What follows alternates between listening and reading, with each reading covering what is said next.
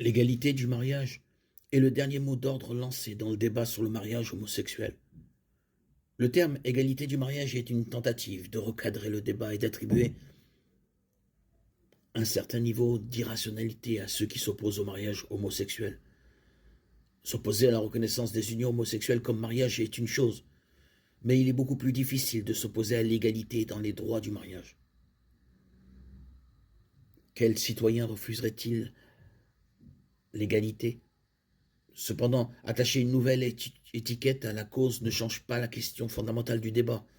Si égalité du mariage signifie mariage homosexuel, les chrétiens devraient alors s'y opposer.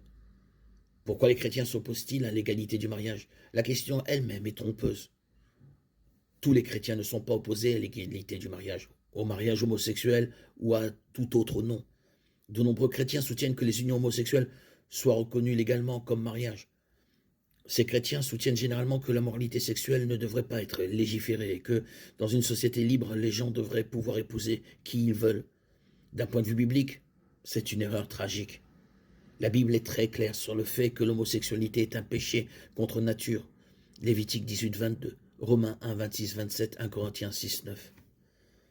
La Bible présente le mariage comme une invention de Dieu, et Dieu l'a défini comme une alliance entre un homme et une femme pour toute la vie. Genèse 2, 24, 1 Corinthiens 7, 2, 16, Éphésiens 5, 23, 33.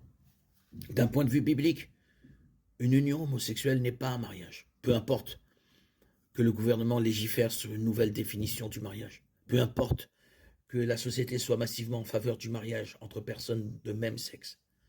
Une union homosexuelle a toujours été et sera toujours une perversion de la création de Dieu.